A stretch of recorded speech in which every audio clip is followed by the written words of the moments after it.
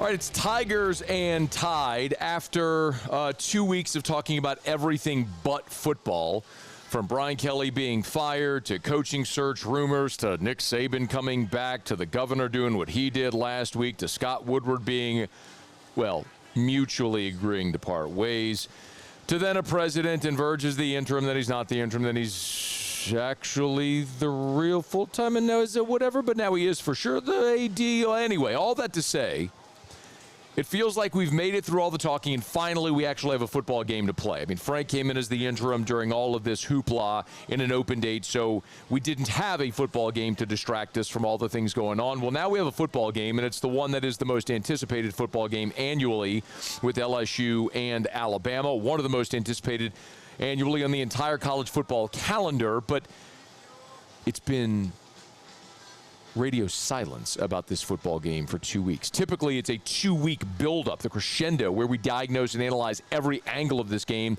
ad nauseum to where we're finally, by the time Saturday comes around, like, would you just kick off the damn game already? Well, now we're finally just turning our attention to the game. I'll tell you the good thing from the LSU football team standpoint is while you and I have talked about everything but, internally, they've had to focus on this game. And I think Frank Wilson, from all accounts, talking to players and coaches and people internally this week, has done a really good job of focusing them on the task at hand and what they can control. Listen, I know I've said this before, but it bears repeating. Frank Wilson served as the recruiting coordinator in 2 different stints now. So literally every player on this team had some interaction with Frank Wilson during their recruitment. He has a relationship with every player on the team. So and to hold that role, you have to be a great communicator. You have to be able to convince people to follow you, to come play for you, and all that sort of stuff. So, and we've given you examples like the great detail he went into talking about Harlem Berry's family.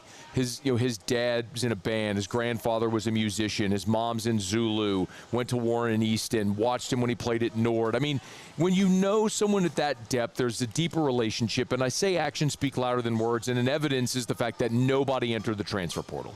So I think Frank Wilson will have this team ready to go, and they have been focusing on this in this game and this opponent, while everything outside of them is talking about everything else. I think they've done a good job of being insular, and we'll see how it plays out when they go play a football game. But I mean, look at Penn State. Penn State is winless in conference. Let me say that again. Penn State, preseason number 2 team in the country, winless in conference. They're awful. They've quit completely, and I understand their quarterback got hurt. But on the flip side, nobody opted out at LSU. Like, everybody's still in for Frank Wilson and this team, so we'll see how it goes. Now, there's a couple of notable personnel questions that we need to keep an eye on. One, of course, is Whit Weeks, and I've told you since we were in Nashville that Whit was going to be out a while, and maybe it was even optimistic to think he'd be back by Bama. So Thursday night after practice, Frank Wilson gave the update on Whit Weeks, and it's not a good one. He'll be doubtful. He tried to give it a go today. He bounced around a little bit. We'll look at him again tomorrow, but in transparency, he's probably doubtful for tomorrow. So don't expect Whit to go. Again, I don't know why, and I have asked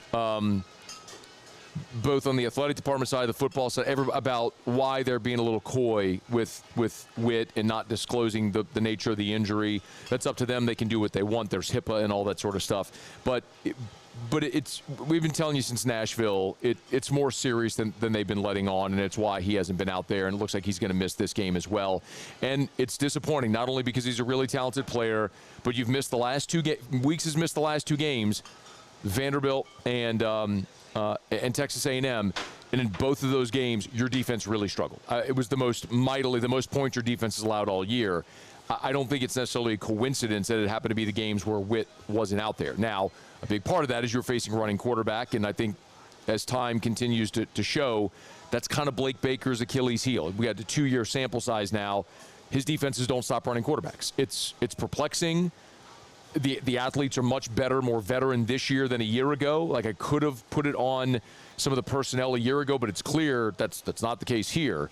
And you're still struggling with it. The good news for Saturday is Ty Simpson isn't a running threat. He's an athletic guy, but he's got 80 rushing yards on the whole season. So that's not a guy that you're fearful is going to go run for 80 in the game.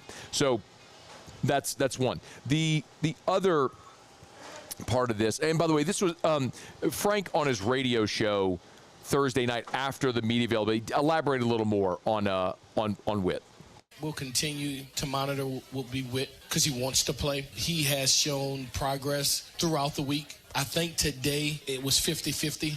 You know, we have to prepare responsibly. I have to have our team prepared responsibly as if he's not going to be there, only because it's not plus 50% at this time. If you asked him today, he said, he would say, I think I have a shot.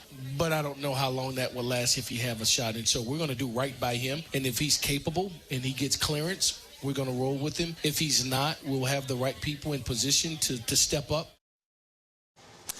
It's the right decision to do right by Whit Weeks, and they're not going to compromise him. And you know, if it's not this week, maybe it's next week. He'll get closer to getting back at some point. The one conversation that we will have moving forward is, you know, are we talking about a situation where Whit coming into this year almost certainly was a draftable, projected type guy that maybe with NIL, with rev share, and with a plummeting draft stock because of the injury, maybe considers coming back next year? That's something I think that isn't out of the realm of possibility. We'll have that conversation as we move forward.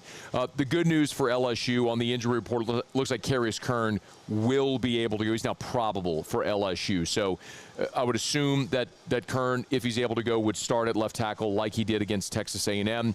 Not quite as sincere a challenge as you had in Cassius Howell from the Aggies, but again, in what percentage is Carius Curne, don't know, but I'd rather have him available than not, and it looks like he's going to be able to go for LSU on Saturday. One more from Frank, and this is from his radio show, and this is one of the things that always could be the case when you have a new voice, is you could see personnel changes. Like, you can't go make trades or anything like that in college, but you could have guys that haven't been featured that might get more of a chance under a new staff. And Frank Wilson mentioned a couple of young guys who are probably going to get some run in Tuscaloosa on Saturday.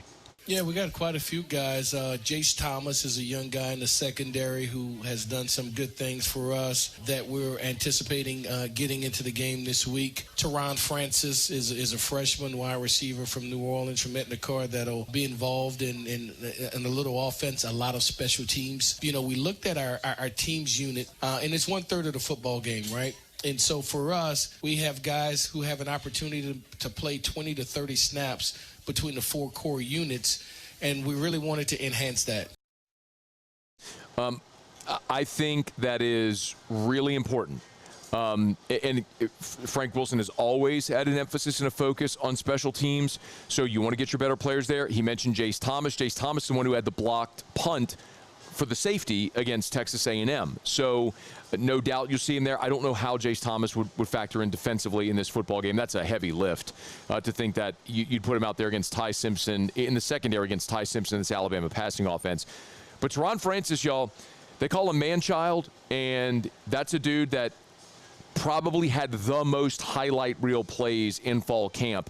I mean, I think at some point, if you go back, I don't know that you will, but if you want to go back and look at fall camp notes and reports, I think we said at one point, like, he might be the most impressive receiver in fall camp, but he might be the 5th, 6th best receiver on the team, or 8th best receiver on the team, whatever it was at the time. Like, TaRon Francis's time is going to come, and he is going to be special here because he just has that really special explosive ability. Like, he's the next guy from Louisiana that's going to pop as really an elite wide receiver. But on the season, he's played, it looks like he's played 3 snaps on the entire season. So, I'm not sure that you're expecting a big role. And if he's out there on offense, whose snaps is he taking?